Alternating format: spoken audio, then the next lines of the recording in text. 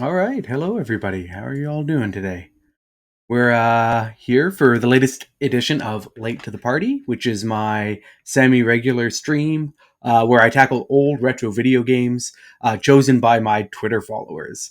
So I head online, I round up a few games, and let you guys all decide what I should spend time with. And mostly what I focus on, not just retro games, but I also try to dig out lower profile games or games that might have a following or might be popular, but I've never played before. For some reason, I decided that to kick off 2021, I'd go and dig through some of the most poorly regarded Super Nintendo Japanese RPGs. And the winner today, or a few days ago when the poll ran, was the 7th Saga.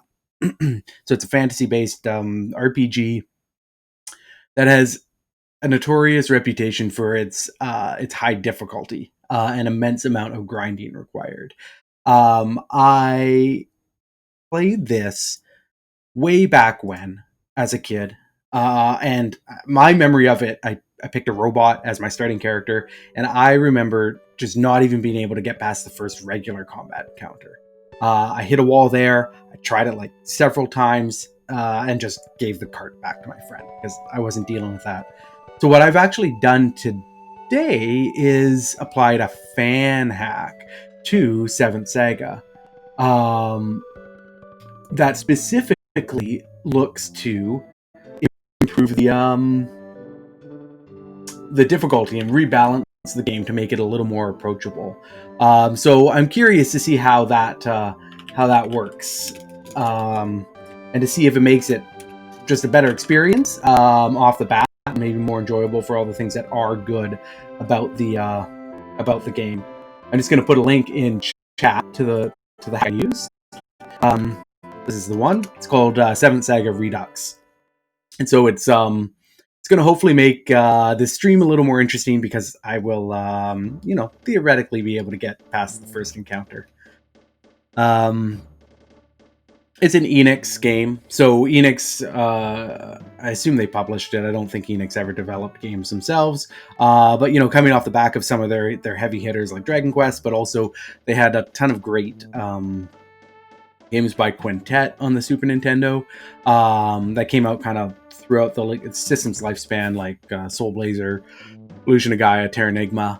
This one is an earlier release, and it does some interesting things with the genre that I think are notable. But again, just because of how challenging the game was, I don't think it ever really got the attention that a lot of Enix's other releases got. At least not positive attention. The Blue Knight guy. Yeah, so to kick off the game, which I'm going to do right now, you choose a starting character. So we have seven different characters here. A human, a dwarf, an elf, an alien, a demon, another human who looks like a cleric, and a robot. The robot's who I used way back in the day. I remember that. And that was fun. So I'm going to say, okay, we can see all of their different stats here.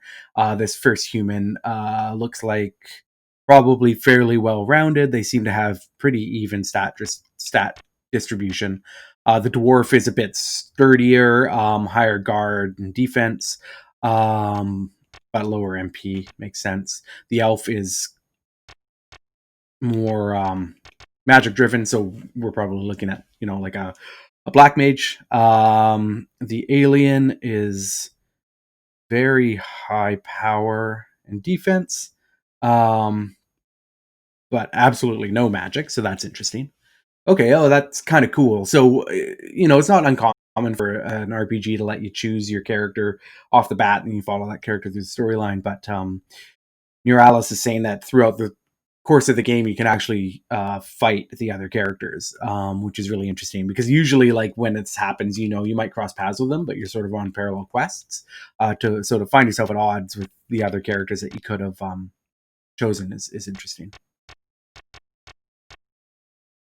So I don't know what these stats do at all, but I'm noticing that like this elf has a defend of 817 versus 167 for the dwarf and the human, and 2 for the alien.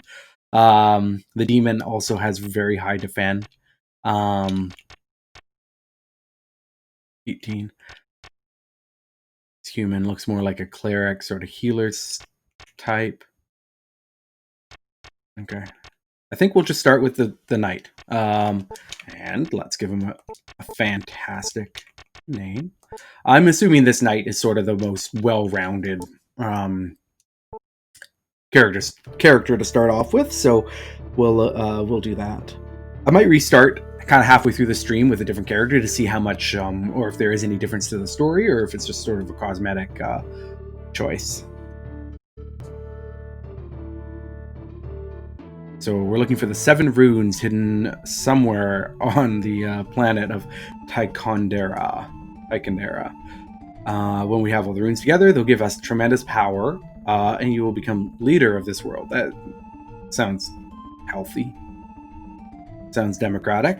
King Lamele, tell us more about the runes. So they all exist in different forms, so we might not even know them as we find them. Okay, I see here we have, like, arrayed before the king are the 7 different characters. They're each getting a crystal ball, which will help them find the rune. So we're all heading out separately.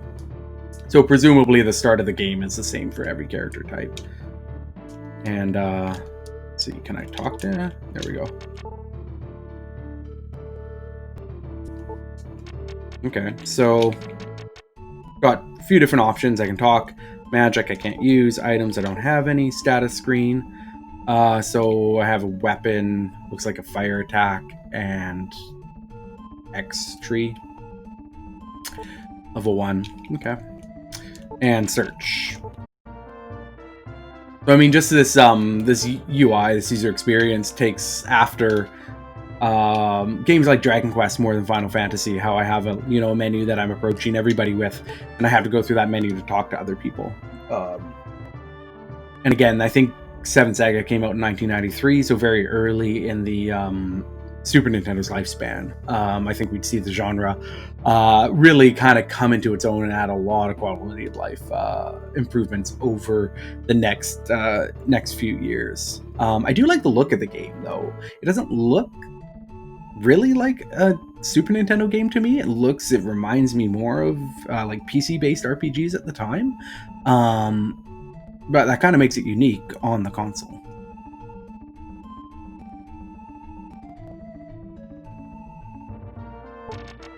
I like how there's just a big robot, Lux. Oh, okay.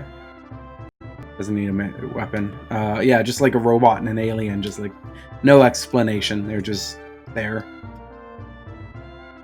But I am kind of curious to see like what the world building is like, and whether we're going to find like kind of advanced technology, or whether that robot Lux was something or somebody that was kind of unique to the setting.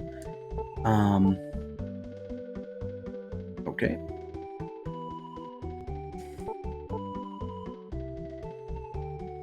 Okay, so the crystal ball is going to help us in the field and in... okay. And in dungeons. And I do kind of remember having like a mini map with lots of dots on it. And presumably that's going to point us sort of in the direction that we need to go to work through our quest. Dangerous to travel alone. Nice little Zelda reference there.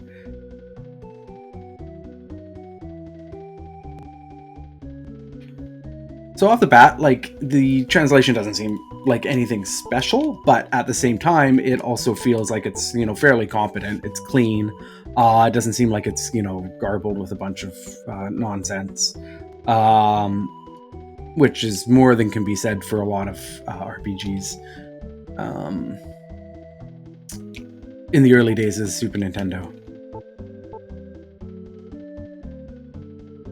Okay, so everybody else is leaving for Rablesk in the south. Interesting. So presumably that's the way I want to go. Okay, got a weapon shop here. Into these tunes. They're pretty great. Use defense before attack when you're in a battle. This way your HP will temporarily increase. Remember, defense first, then attack. Okay. Okay. I have 200 gold. No way to tell which of these weapons is an improvement or not. I'm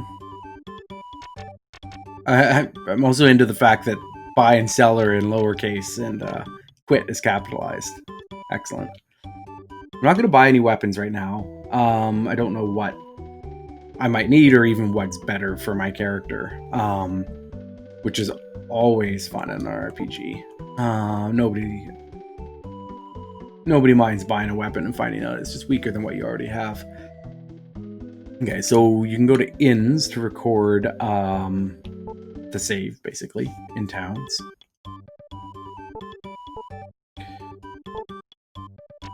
Potions, high potion, like medicinal herb. I assume these heal. Whoa, power axe, and a fist, pearl, topaz.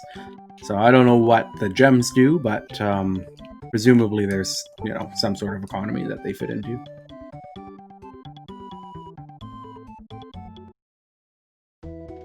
That store music it's working for me. I like it. Graphics are fine. Like I said earlier, they don't really feel like a Super Nintendo RPG to me. In the way that other games on the system do, they remind me of kind of PC-based RPGs. But I like the looks of them. They're nice and bright and colorful, and that's something that I really appreciate from this era. Actually moving around and interacting with the world feels fast and snappy enough. Oh, well, that's so I don't know what's going on here. We have some armor that I can buy, but then we also have obviously some glitch there. I can't even tell how much it costs. Uh-oh. I tried to buy it, and the music sped up and everything crashed. So let's restart. Here we go. Okay. So I will not buy that armor next time, but why don't we kick off with maybe a different character?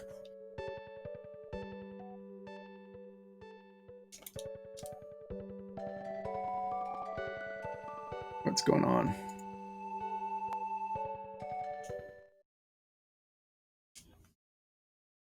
Okay. So of course I hadn't saved, so I just need to pick my character again. You know what? Let's stick with this knight.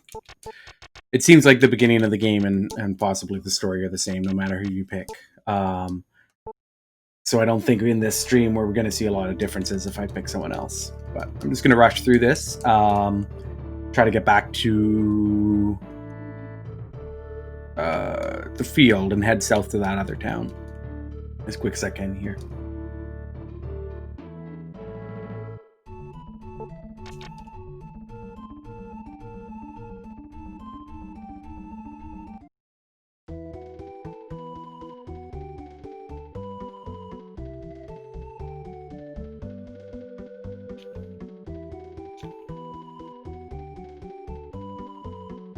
The environments are kind of big and open. They're not too detailed, but at the same time, they kind of feel like at scale with what I would expect of a town in a setting like this.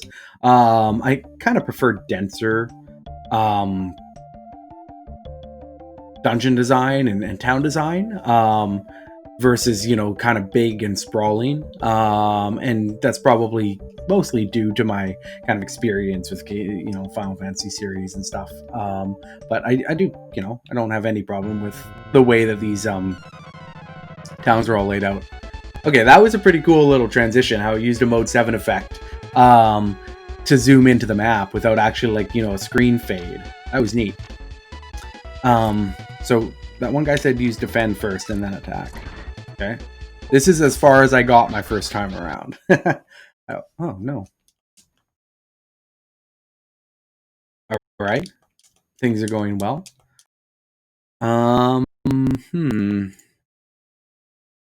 Okay.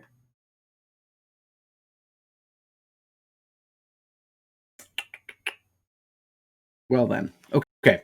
So I don't know what's going on there. What we're going to do is load up a different version of the game. So I did say I was going to be playing the Redux version. Obviously, I've just run into some, pretty significant and obvious bugs, which isn't really working for us. So what I'm going to try to do here is go in and just play the regular version, and we'll see how far we get. So far, not digging how often it's crashed, but because I am playing a ROM hack, I mean that's something that's kind of built into the experience. And whether I had during the application of the ROM hack, I messed something up or not, I'm not sure. Could be, but in any case, we'll try to play a clean version of the game now. See if I can make it past that first battle. Okay.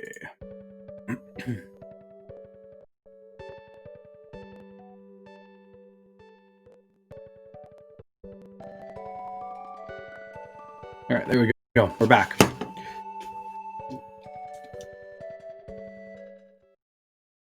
So as we're loading up this game for the third time, I'll just tell you a little bit more about Late to the Party and what it's for. I run a semi-regular newsletter, free newsletter called Substack, or on Substack, sorry. It's called Astrolabe. You can find it if you just look right above me, right there. You can see it's called Astrolabe. You can find it at aiden.substack.com. It's totally free to sign up for. And it comes out fairly regularly. I launched it last summer. We had 10 issues plus a few special issues in that period of time. And I cover science fiction and fantasy books. I cover retro gaming and all sorts of things in between. Anything basically that kind of falls into that geeky category of things that I like.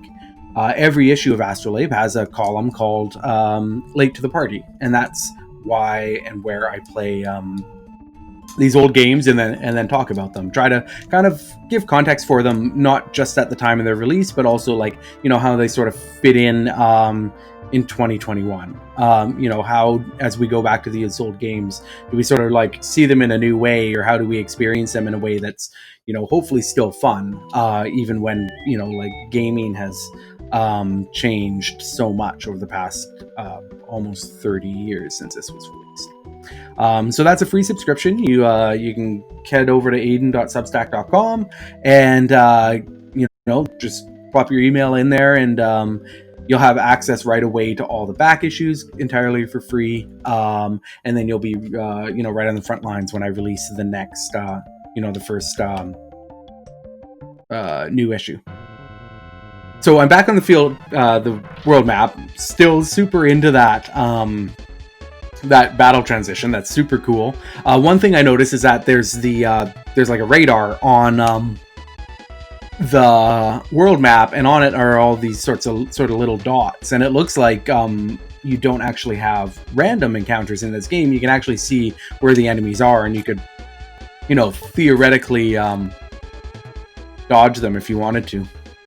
Okay, so first battle, I defended. That was good. I attacked in the last game, or in the Redux version, that was meant to make things easier. One hit from my character was enough to defeat this enemy, whereas in this game I did 7 damage, and I've done 10 damage now, and he's only at they're only at half health. So you can see that a lot more in terms of health for the enemies, which is what I remember from the original experience. I did make it through my first battle, so yay me.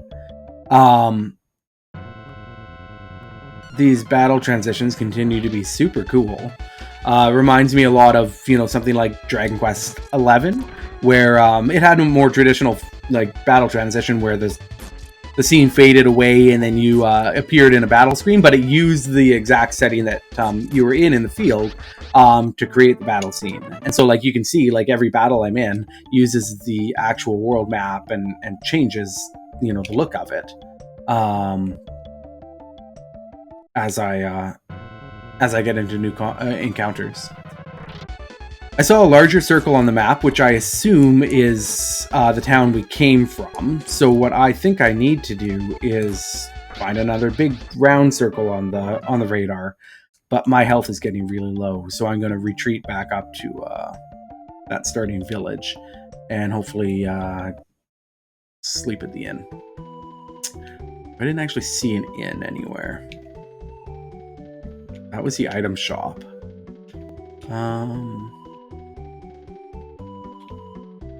Maybe the king would let me sleep at his house? I am on a mission for him.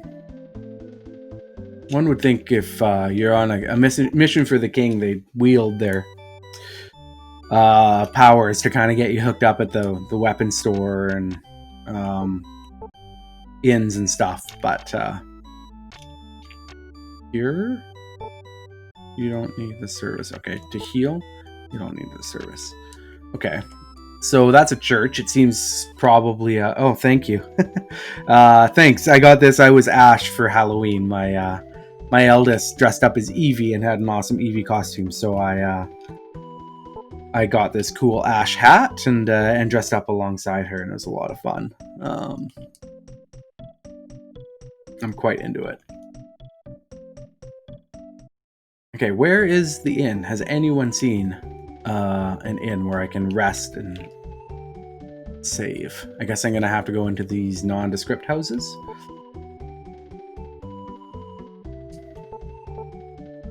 It's safe to exchange any money left for jewels. Yeah. Okay, that's kind of interesting. So Dragon Quest, which I'm getting some, you know, like definite Dragon Quest influences in this game. Dragon Quest, of course, when you die, you would lose half your money, but you could put it into a bank, so it wouldn't be available to you until you withdrew it from the bank. But monsters, or when you died, monsters couldn't take it from you. And so 7th Saga has something similar where you take your money and you invest it in jewels, which you can then sell back for, you know, 100% of their value. And that's the way to kind of bank your money, so that if you die, you don't lose everything. This looks like an inn. Do we think this is the inn? So you're going to search for the runes. I've heard that 7 runes give immense power to their finder. Good luck. Can I sleep in this bed? No. Nobody's in that direction. Search. It's warm. Search. The bed looks very comfortable. Yes, it does. Okay. I need to find an inn, otherwise I'm just gonna bite the dust in my next battle. So that's the item shop. That's an armor shop. Let's check this one. Ooh, music changed. This is a good sign. Okay, here we go. Here's the inn. Costs 4 gold to stay a night. Would you like a room? Yes, please. So theoretically, this is going to heal me up, and my my game got saved. Good. The Gate of Earth is in Reblesk. The Gate of Earth in Reblesk is closed. You can't go further south from there. You are a warrior of King Lamele. Can you open the gate? Okay. So that city down to the south is where all the other travelers went. So we're gonna try to head there. We're gonna beeline it down for Reblesk. There's a lot of bad guys on the field, though. Yeah, it's like the battles are not technically random because I can see the enemies on the map there, but like they start swarming me, and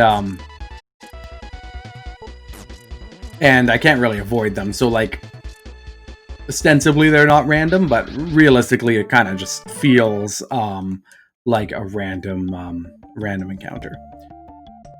So you can see them up on that mini map there. Oh, I see Reblesk on the mini map too. I'm trying to get Okay, I could kind of stay ahead of the monsters. So, I mean, like, 7th Saga is much maligned, for a lot of reasons, and a lot of good reasons, I think. Like, oh, Hermit ran away. Okay.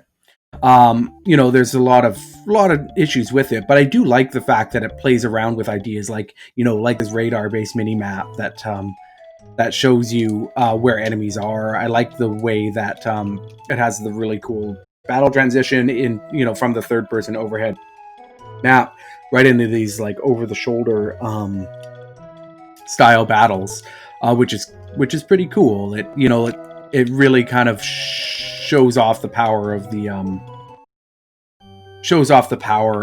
Super Nintendo over, you know, its other console predecessors.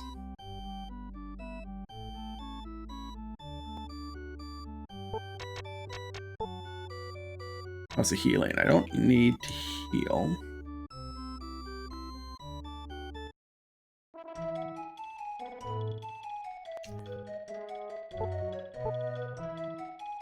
Gate of Earth in the southwest is closed and we can't travel further south. We go to the castle of Erin and get the key of Earth. Okay. The traveler who left for Erin to get the key of Earth has not returned.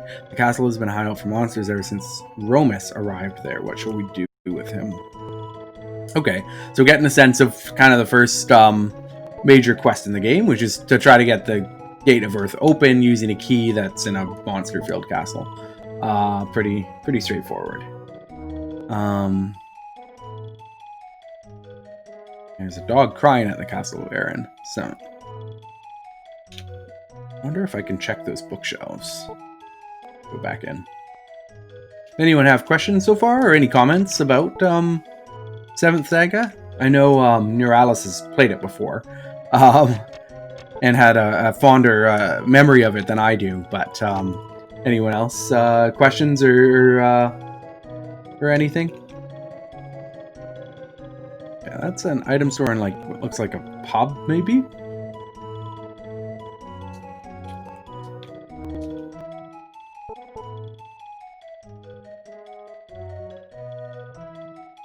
So, okay.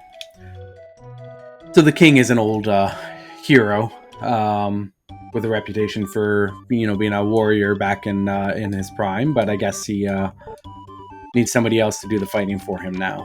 I'm gonna buy a couple of potions. I take a lot of damage out there. Looks like so protect. Okay. And okay, and here are the gems. So this is what I can use. I could buy a pearl to kind of shore up 200 gold. I'd rather go spend that on equipment though, if I can find any equipment here. This doesn't look like an equipment shop, but it does look, oh, just like a random regular house, I guess. Oh, this is the inn. Okay, yes, I will sleep in the inn.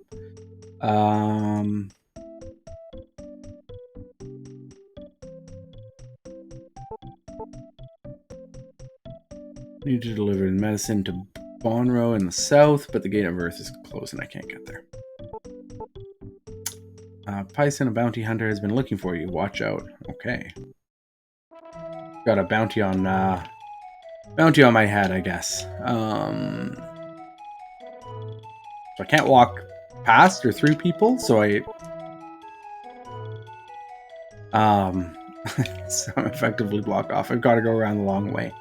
I've always kind of been interested to see how different games deal with that issue of, you know, NPCs that are walking around, and nothing's more frustrating than when you get blocked in somewhere and an NPC is just not moving, and so you can't go anywhere.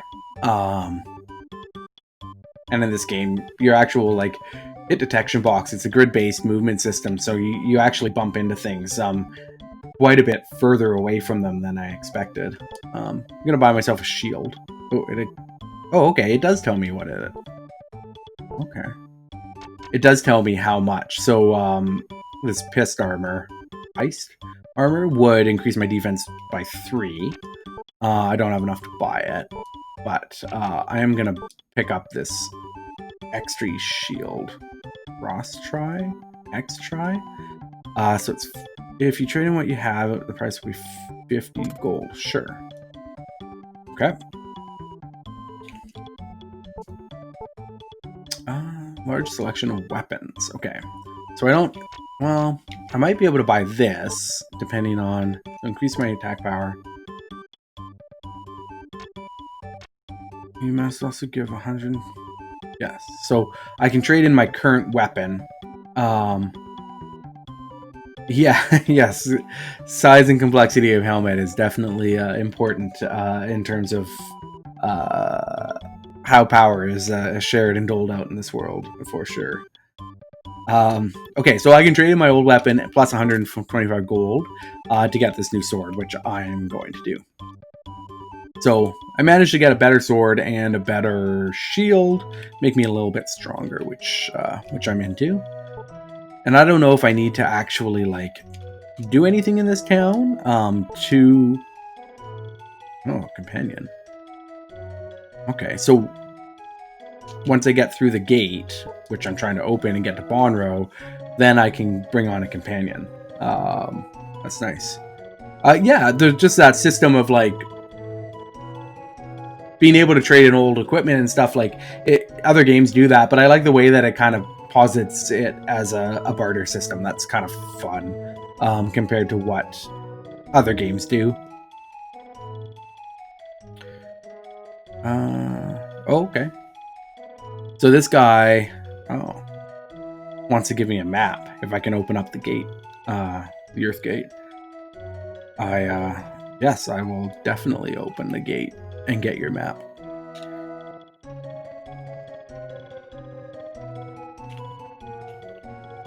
It's a weapon shop.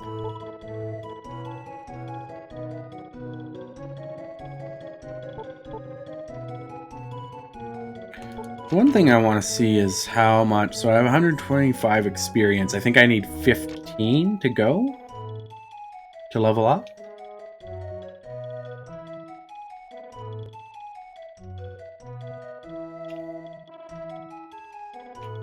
I'm lost. I'm lost. Here we go. Okay. So let's head back onto the field map. And it was southeast? Oh, okay. I can see a few dots. Okay. I'm going to head towards this one. I think that's probably the castle. But we'll see. Okay, so that new sword actually made a big difference. It's going to take 3 hits to take down that enemy instead of 4 or 5. So definitely new equipment makes a big difference. HP up 5, so that like it's a solid 30% increase to my HP. I have a feeling this level up is going to make me feel quite a bit stronger, but we'll see momentarily. Okay, so here's the castle. This looks like where I need to go to get the key to open the gate. So just like the world map, I have like a radar type map in the top corner that shows me where enemies are. So I can avoid them, but they seem very difficult to avoid. Instead of having the cool Mode 7 battle transition, it has sort of this more traditional screen fade in the battle. Oh my gosh. I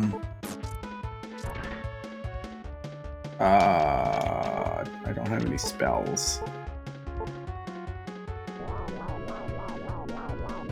Okay, so just healed up. This guy is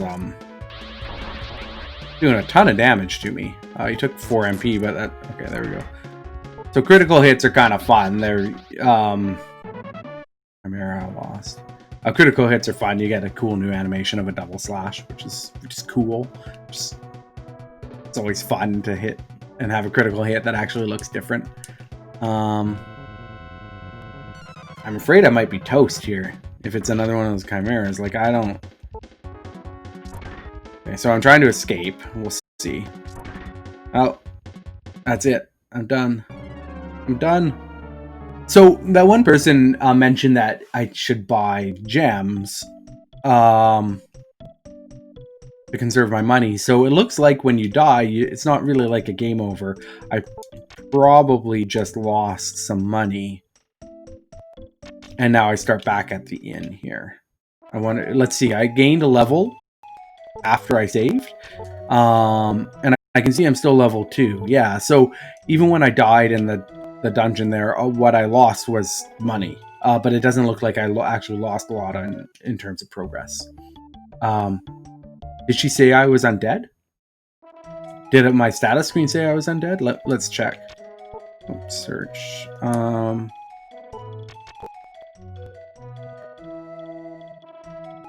There is a church that lets me heal. Let's see what that guy says. Talk. There's cure. You don't need cure. Yo, you don't need this service. No, I think it just like Dragon Quest. I just kind of come back from my last point of save, probably losing half my money. So we're not talking Dark Souls here.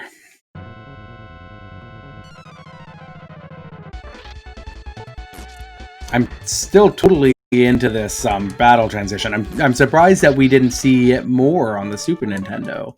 It's super clever. And I guess like other games, other RPGs wanted to go with something that was just more consistent throughout. But you could totally have seen something like Final Fantasy VI do something like this. Oh, this is a new set of enemies. So we'll see. Defense down 4. Yowza. Okay. So I can select which enemy to attack. Before I died again. Before I started playing, I was doing a little bit of reading just on Reddit and online, and one person was talking about their experience playing it, and they remembered how much dodging there was, and I'm noticing that as well in battle. Is that my character and the enemies both miss a lot when they're attacking. And that just makes the battles last longer. And over the course of a whole game, if characters are missing a lot, you're just gonna take more and more and more time over the course of the whole game, which is just unnecessary. I feel like that's I feel like missing and dodging, unless it's kind of baked into the way you can build your characters, is sort of more like a variable to make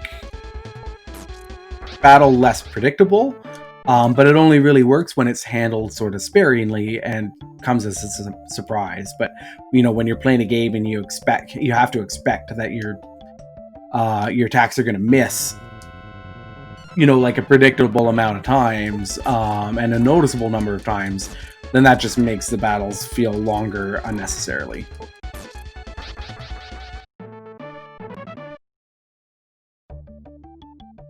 So this is certainly the furthest I've ever gotten in 7th Saga, despite playing it when I was younger. As I said, my friend lent me his copy, and I couldn't get past the first battle. I was using the robot, and I believe the robot has some different gameplay mechanics than the other characters, and so I might have just been kind of missing the point. But there's definitely, right now, you can see I'm just getting in battles. I'm trying to grind a little bit, maybe get that 3rd level, so that hopefully I can stand up to those chimeras a little bit better. I'm actually kind of pleasantly surprised so far by this experience. 7th Saga doesn't have the finest reputation among fans, and it's on a system that's so highly regarded for its RPGs. But outside of the amount of grinding that I do feel like I already have to do, it actually feels kind of fun to play. And so if I could get something like the Redux ROM hack to work without crashing all the time, I could I could see actually kind of enjoying my time with this more than I was expecting. So I just leveled up. I hit level 3, but I also got my first spell. I'm going to go back to town to save, so I'm just going to use this up. That was really strong. It did 41 damage when my regular attacks were doing about 7. And it looked cool. So I'm into that. Where's that town?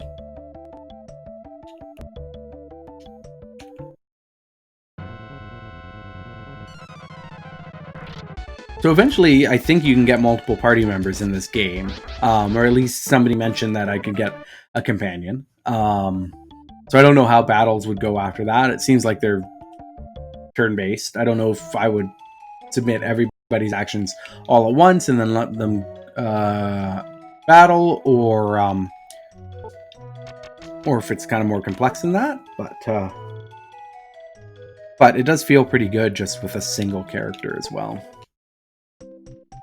So I'm gonna go sleep and save, buy some potions, and then head back into that dungeon. We'll check out that dungeon for a little bit longer, and then that'll probably wrap up this edition of 7th Saga's Late to the Party. The other games that I had in my poll that are also sort of poorly regarded Super Nintendo RPGs was Paladin's Quest and Tecmo's Secret of the Stars. So neither of them are, particularly well regarded, but I do kind of have memories of at least playing the beginnings of each of them, and Paladin's Quest always stuck out to me for its unique setting. It wasn't just like kind of a cut and dry fantasy world like this one was. I remember it being very pastel-y, like its colors were very pastel-y. It felt almost like more like an alien world than than this kind of just generic faux medieval world. So level ups make me feel a lot stronger. Getting new equipment, leveling up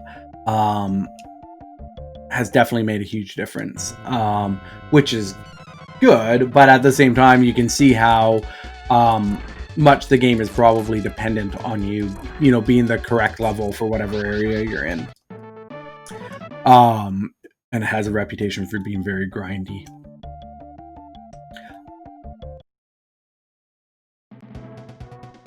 I might be wrong about this, but my understanding is that the original release of this game was easier and it was made harder during its North American localization.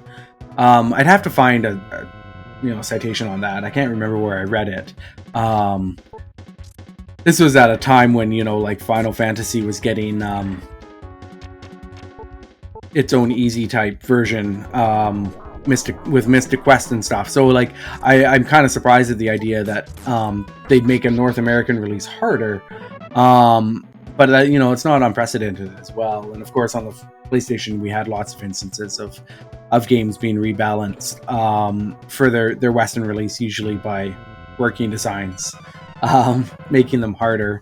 Games like Lunar, Silver Star Story Complete, and others were made more challenging for their American releases. Took all my MP.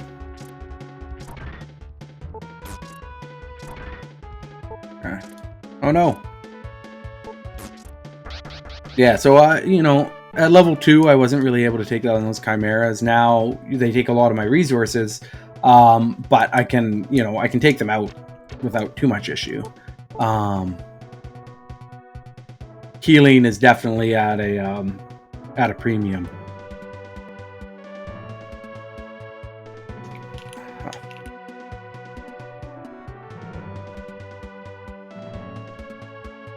Oh, Ty, you're suggesting I try healing on the chimeras. That's interesting.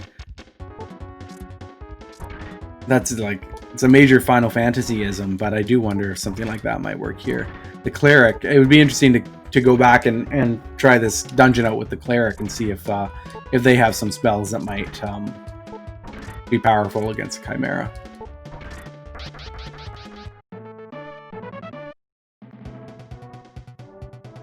So as we've been getting further and further into doing these late to the party streams, I've been trying to improve my gear and the quality of my stream. You can see I got a new webcam to go along with some better lighting and a better microphone. So hopefully this is becoming more enjoyable, easier to watch for everybody. going forward. It's been fun for me to kind of build out my my kit of streaming gear, because I've been having a lot of fun doing this, and I didn't know if I was going to at first. Like, it was just kind of on a whim at first, so I was using, you know, like just the webcam that came with my computer, built into my computer, just a regular mic on my headphones, and I slowly built out my my kit because I've been having a lot of fun, and I hope to, you know, keep it up. Playing these old games is great. For the first couple issues of Late to the Party, I was doing it just, you know, on my own, and that was, you know, that was fine, that was fun, and I was, you know, able to formulate good thoughts to write about it. But being able to discuss the experience like on the fly like this, with, you know, an audience and a group of other gamers is great, and I feel like I get a more critical experience out of it. You know, I look for the good a little bit more than maybe I would if I was just by myself, because I want to make sure that everybody's, you know, having fun while we're watching. And, you know, even the worst games generally have something that I can look at and be like, yeah, you know what, that's actually pretty cool. So I could see this treasure chest on my map there. It was a gold dot, which is kind of fun. Okay, and so that's the sword that I just bought in town. So I could have saved myself a bit of money, I guess, if I hadn't bought the sword and bought something else. But at the same time, I feel like the swords really sped up my ability to go grind enemies and get a bit stronger, which has allowed me to get deeper into this dungeon. So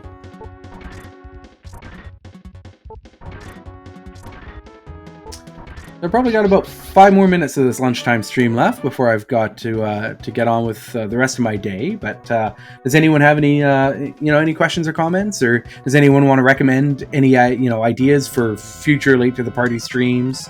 I tend to like to put up a poll that gets readers to pick from 3 or maybe 4 different games that are have some thematic thing holding them together. So if anyone has ideas or would like to see anything in particular for a future edition of Late to the Party, you can reach out to me. Probably Twitter is the best way to do it. I'm over there at A Dribble of Ink, ADRIBBLEOFINK, like a dribble of ink on a piece of paper. You can also find me at my website, aidenmoher.com, or if you want, future updates about Late to the Party, if you want to be able to read about my experience, read my review of 7th Saga, and a bunch of other games, old RPGs, you can find those on my podcast, on my newsletter, Astrolabe. You can find the URL right there, aiden.substack.com. It's a totally free newsletter. To start off the year, I did launch the option of having a paid subscription. Right now, that's totally just an avenue for my readers to support the work that I'm doing. All Astrolabe content is free. Issues of Astrolabe will always be free. In the future, my plan is to start producing extra content for paid subscribers, and so that might be exclusive essays, or it might be full transcripts from interviews that I've done for Astrolabe or for other projects, and stuff like that. So if you want to support the writing, that's a great way to do it. But I also just I appreciate just free signups and clicking on that little heart button, liking the issues, sharing them on Twitter, sharing them on social media or with your friends, is always obviously really appreciated. Okay, to wrap up the screen, I'm going to... Okay, so I can't use healing items on enemies, unfortunately. This is going to be a big test here. I'm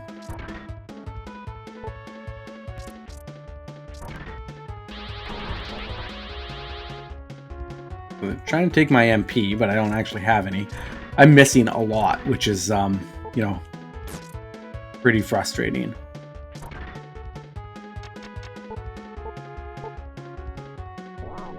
It's kind of crazy that, like, an enemy in the first dungeon is gonna, like, just sap all of my MP, my magic points, and I just can't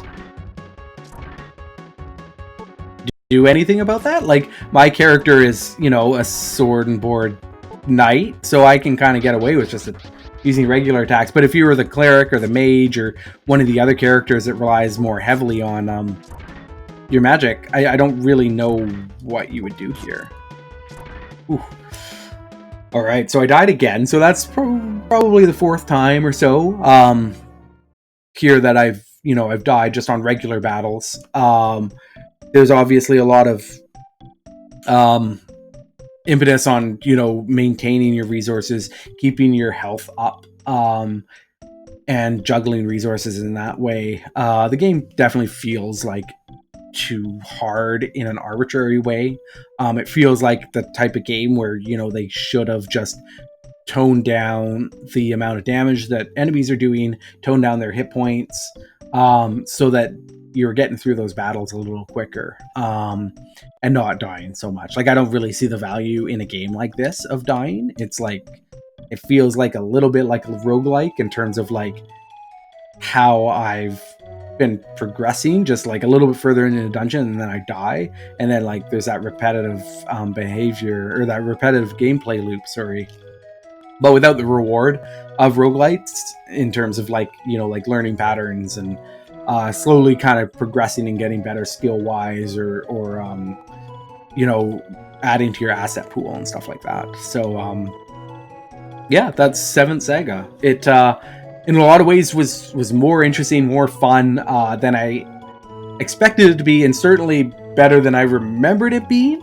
I don't think it's a total lost cause, and now I'm really curious to get back to trying out one of those lower difficulty mods to see if I can kind of step back and recognize where the game really shines, rather than just continually falling into the trap of having myself bump up against enemies that are just slaughtering me over and over and over again. But I had a, you know, like I didn't know if I was doing the right thing at the beginning of the year when I made a poll with, you know, some of the worst Super Nintendo Japanese RPGs. But you know, if 7th Saga is among the worst that the system has to offer, I think that just speaks to, you know, the quality of the overall output on that console.